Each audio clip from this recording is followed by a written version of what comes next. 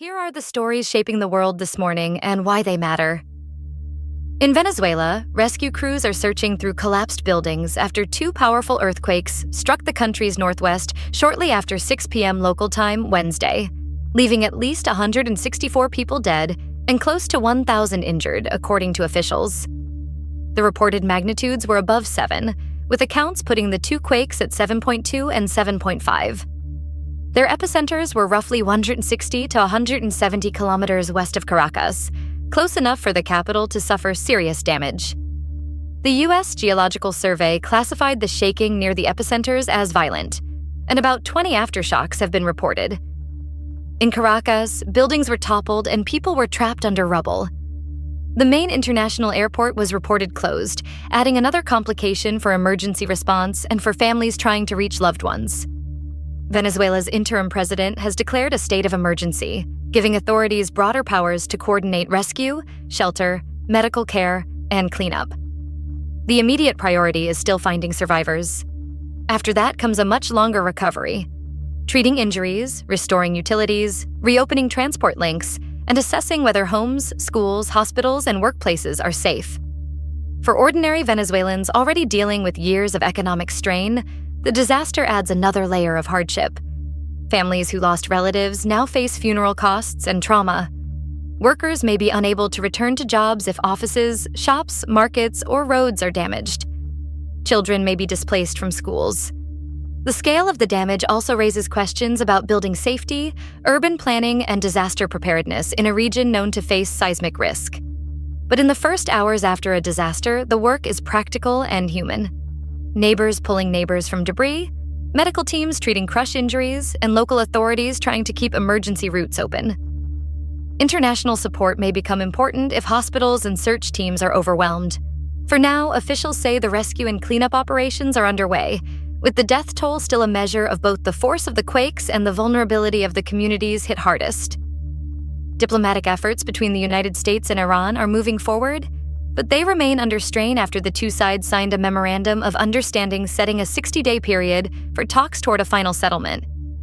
The issues are significant: Iran's nuclear program, sanctions on Tehran, and control of the Strait of Hormuz, one of the world's most important shipping routes.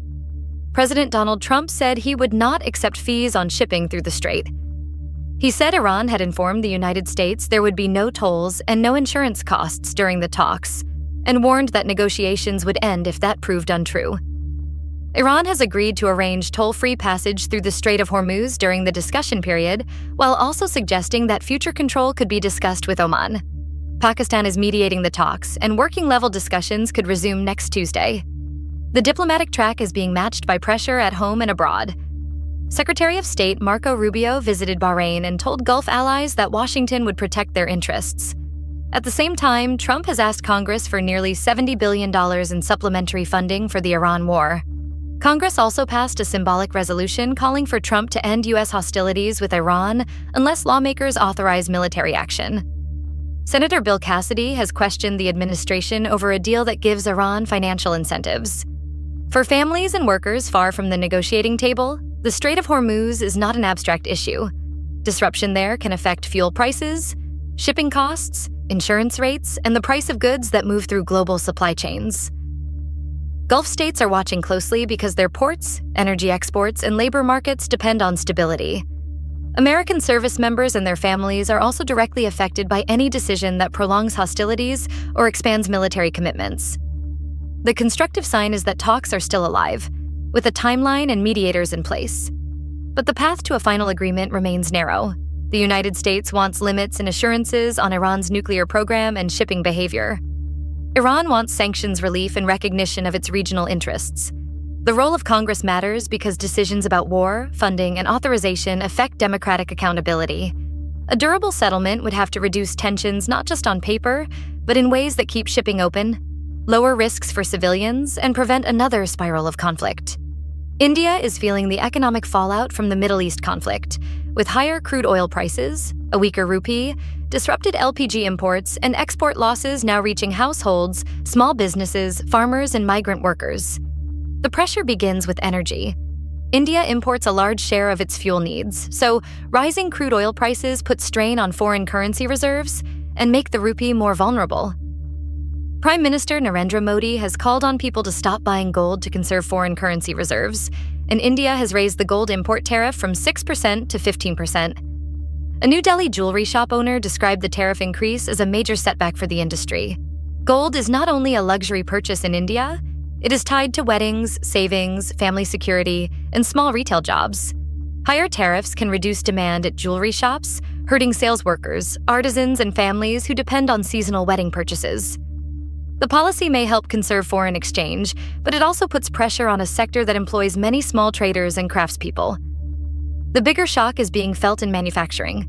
India relies on the Middle East for 90% of its LPG imports, and LPG shipments dropped by half after the conflict erupted.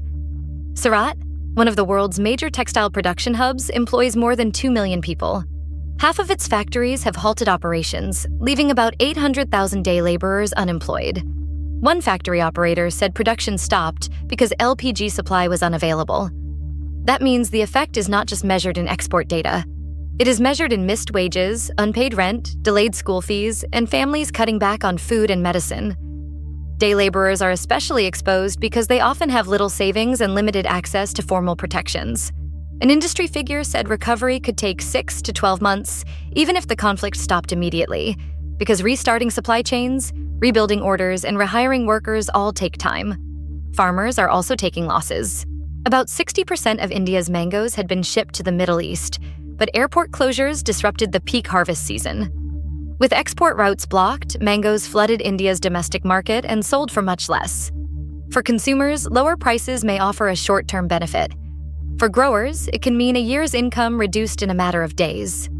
India's experience shows how a conflict in one region can ripple through kitchens, factories, farms, and markets thousands of kilometers away. It also highlights the need for more resilient energy sourcing, better protections for informal workers, and stronger systems to help farmers when export channels suddenly close. The challenge for the Indian government is to stabilize the currency and energy supply without pushing the heaviest costs onto people with the least cushion. South Korea is drawing renewed attention as a potential source of tungsten, a critical mineral used in semiconductors, medical equipment, and weapons, at a time when China dominates the global tungsten market, and export controls are disrupting distribution. The focus is the Sangdong mine, about 170 kilometers from Seoul in South Korea's mountainous east. The mine holds an estimated 58 million tons of tungsten ore, described as one of the world's largest reserves. Its operator expects extraction could continue for the next 60 years. Tungsten is highly valued because it is nearly as hard as diamond and can withstand temperatures above 3,000 degrees Celsius. That makes it important for advanced manufacturing, electronics, defense systems, and specialized industrial tools. As governments try to reduce dependence on single suppliers for critical minerals, Sangdong has become strategically important not only for South Korea, but also for allies seeking more secure supply chains. Local authorities have said Sangdong could produce enough tungsten to meet around 10% of current world demand. That is a major figure in a market where China's dominance gives Beijing significant influence over global supply and pricing. Recent Chinese moves have been described as causing serious disruption to global distribution, adding urgency for countries that rely on tungsten for essential industries. But mining alone is not enough. South Korea currently exports all extracted ore to the United States for refinement because it lacks the necessary technology and capacity to process the material domestically. Government officials say they aim to train specialists and build capacity for all stages of processing. Part of the area has been designated as a special development zone to encourage an industrial cluster. For local communities, the opportunity is significant but complicated. A revived mine can create jobs, support small businesses, and bring investment to a mountainous region outside the country's main urban centers. But mining projects also require careful environmental oversight, worker safety protections, and long-term planning so that communities are not left with pollution after the profits move elsewhere. The broader lesson is that clean technology, medical systems, and modern manufacturing all depend on physical materials that have to be mined, refined, and transported. Building a more resilient supply chain means investing not only in extraction, but in skilled workers, responsible regulation, and the industrial capacity to turn raw ore into usable materials. In southwestern Japan, heavy rain continues to trigger urgent landslide warnings, with officials warning that more downpours are likely across several regions in the coming days. Warm, moist air flowing toward a low-pressure system is generating rain clouds over the region. An airport in Nagasaki Prefecture recorded more than 540 millimeters of rain over 72 hours, breaking records. A Level 4 urgent landslide warning was issued for parts of Saga and Nagasaki prefectures, signaling a serious risk to communities in vulnerable areas. In Sasebo City, a hillside collapsed near a residential home. No one was hurt, but a shed and nearby cars were damaged. In Yufu City, Oita Prefecture, a section of a riverbank gave way. Officials are telling residents in affected areas to stay alert as additional rain could loosen soil, swell rivers, and increase the risk of sudden slope failures. The warnings extend beyond one city or prefecture. Further downpours are expected from Kanto Koshin to Kyushu, and northern Kyushu, Tokai, and Shikoku have been told to brace for more rain. For families, the challenge is deciding when to evacuate, especially when older relatives, children, pets, and medical needs are involved. Landslides can happen quickly, sometimes after the heaviest rain has already passed because the ground remains saturated. For workers, heavy rain can disrupt commutes, deliveries, farming, construction, and tourism. Small businesses can lose income if roads close or customers stay home. Japan has strong disaster warning systems, and that matters. The Level 4 warning gives local governments and residents time to act before conditions worsen. The hope is that early alerts, evacuation guidance, and community preparedness can prevent casualties even when property damage occurs. As rainfall records continue to be challenged, the event also underscores the practical need to adapt infrastructure, drainage, riverbanks, and hillside protections to more intense weather patterns. Northern Japan is also dealing with the aftermath of a strong earthquake that struck off the coast of Iwate Prefecture at 7:30 a.m. Thursday. The Japan Meteorological Agency reported a magnitude of 7.2 and estimated the focus at a depth of 44 kilometers. The strongest shaking reached upper 6 on Japan's 0 to 7 seismic intensity scale, a level capable of making it difficult to remain standing and causing unsecured furniture and objects to fall. Local officials reported 4 minor injuries in the affected prefecture. Residents described sudden, long-lasting shaking and items falling around them. Authorities warned that areas hit hardest could experience similar tremors over the next week or so, a reminder that strong aftershocks can be dangerous even after the main quake has ended. Operators of multiple nuclear power plants across northeastern Japan reported no abnormalities. That information is closely watched in Japan because of the country's history with earthquakes and nuclear safety, and because public trust depends on quick, transparent reporting when strong shaking occurs near critical infrastructure. For people in Iwate and nearby areas, the practical concerns are immediate: checking homes for damage, clearing broken items, confirming that elderly neighbors are safe, and preparing for possible aftershocks. Schools, shops, rail services, and local employers may need inspections before normal activity resumes. Even when injuries are minor, the stress of repeated seismic warnings can weigh heavily on families. Japan's earthquake preparedness is among the most developed in the world, with strict building codes, emergency messaging, and public drills. Those systems can reduce casualties, but they do not remove risk. The coming days will be important for inspections, aftershock monitoring, and making sure people have clear information without panic. The relatively low injury count so far is encouraging, but authorities are still urging caution in the areas that felt the strongest shaking. In France, a court is set to rule on a major climate lawsuit brought by non-governmental organizations against TotalEnergies, in a case testing whether the company breached its legal duty to address environmental risks. The case was filed in Paris and is described as the first major climate lawsuit against a French company. It centers on France's corporate duty of vigilance law, passed in 2017. That law requires large companies to identify and prevent serious risks linked to their activities, including risks to human rights, health, safety, and the environment. TotalEnergies lawyers have argued that the law does not cover global warming. The plaintiffs argue that its reference to environmental risks includes climate change and local pollution. The NGOs have cited TotalEnergies ventures, including a gas project in Mozambique and a planned oil pipeline linking Uganda to the Indian Ocean. That pipeline would be more than 1,400 kilometers long and heated to 50 degrees Celsius because the oil is too viscous to flow normally. The ruling comes during a heat wave in Europe, giving the case added public attention. But the legal question is specific. How far corporate responsibility extends when a company's business model contributes to climate risk across borders? For workers and families, climate litigation can sound distant, but the stakes are practical. Energy projects can bring jobs and revenue. They can also affect land rights, local water, pollution, public health, and the stability of the climate that farmers, coastal communities, and city residents depend on. A court ruling cannot solve the climate crisis by itself, but it can clarify whether companies must account for long-term harm when making investment decisions. The case is part of a wider shift in how courts, investors, and communities are testing corporate climate claims. The progressive argument is not that energy workers should be abandoned, but that the transition must be planned, fair, and honest about risks.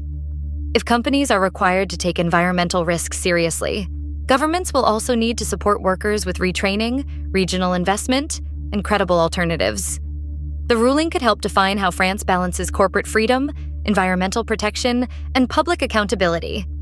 French President Emmanuel Macron is hosting Italian Prime Minister Giorgia Meloni in Antibes on the French Riviera for a bilateral summit aimed at improving relations between France and Italy and coordinating on international issues, including Lebanon and Ukraine. It is Meloni's first bilateral summit with Macron, and it follows a previous meeting between the two leaders in Rome in June 2025. Relations between Paris and Rome have often been tense, shaped by disagreements over migration, fiscal policy, energy, and Europe's role in the world.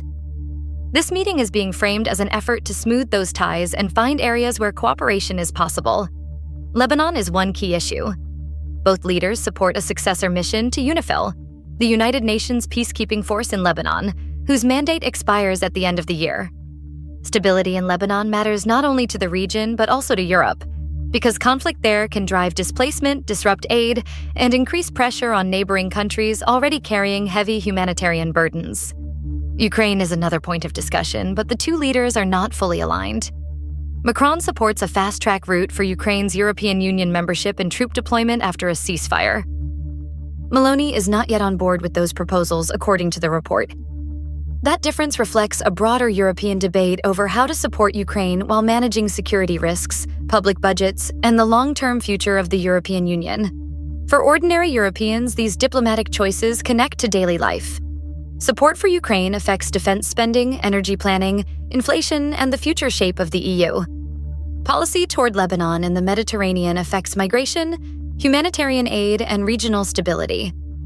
France and Italy are major economies with shared borders, trade links, and responsibilities inside the European Union, so their ability to work together can influence decisions well beyond Paris and Rome. The constructive part of the summit is that dialogue is happening despite political differences. Macron and Meloni come from different ideological traditions, but both governments have reasons to coordinate on security, migration, industry, and Europe's neighborhood. If the meeting produces practical cooperation rather than public confrontation, it could help Europe respond more coherently to crises that no single country can manage alone. Follow for a daily world brief. Sources are linked in the description. Tschüss, that's the world as Minerva saw it.